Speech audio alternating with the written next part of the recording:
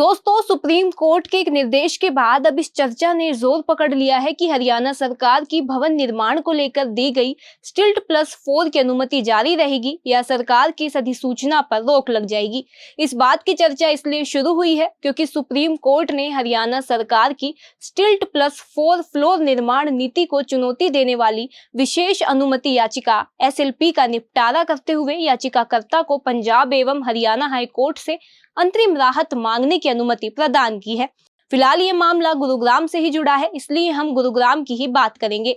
सुनील सिंह की ओर से दायर याचिका में हरियाणा सरकार की 2 जुलाई 2024 की उस अधिसूचना को चुनौती दी गई है जिसमें रिहायशी प्लॉट्स पर स्टिल्ट प्लस 4 फ्लोर बनाने की अनुमति दी गई है। इस नीति की एक पक्ष यह कहकर आलोचना करता है कि इससे हर उस जगह आबादी का घनत्व बढ़ेगा जहां पर इस तरह की अनुमति दी जा रही है। इससे जल आपूर्ति, सीवेज, ड्रेनेज और सड़क व्यवस्था पर अधिक बोझ बढ़ेगा। याचिका में यह कहा गया है कि गुरुग्राम शहर के कई इलाकों में बुनियादी ढांचा पहले से ही ध्वस्त हो चुका है।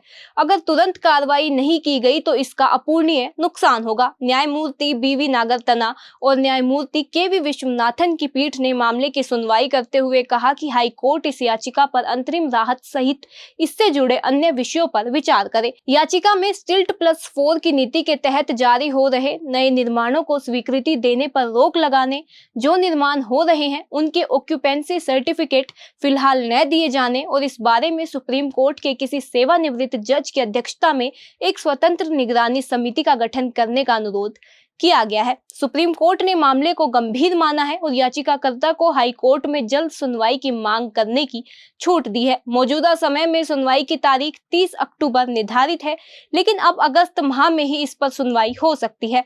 अब सब लोगों की निगाहें हाई कोर्ट पर टिकी रहेंगी। हाई कोर्ट का निर्णय गुरुग्राम के अलावा दूसरे शहरों को भी प्रभावित कर सकता है। कुल मिलाकर हाई कोर्ट से आने वाले आदेश से प्रॉपर्टी बाजार पर भी खासा असर पड़ेगा। अगर स्टिल्ट प्लस 4 की हरियाणा सरकार की अधिसूचना पर रोक लगाई गई तो भूखंडों की दर घटेगी और अगर अधिसूचना जारी रही तो बाजार प्रभावित नहीं होगा। यहाँ यह बता दें कि अभी दीनदयाल आवास योजनाओं से जुड़ी कॉलोनियों में हर साइज के प्लॉट पर 4 मंजिल निर्माण की अनुमति है, लेकिन हरियाणा शहरी विकास प्राधिकरण के 12 मीटर से कम चौड़े रास्तों पर स्टिल्ट प्लस 4 की अनुमति नहीं है। याचिकाकर्ता किसी भी साइज के प्लॉट पर स्टिल्ट प्लस 4 की अनुमति न देने की मांग को लेकर सुप्रीम कोर्ट गए थे। आज के लिए इस खबर में बस इतना ही। मैं हूं कोमल राव, आप देख रहे थे NJP हरियाणा। धन्यवाद।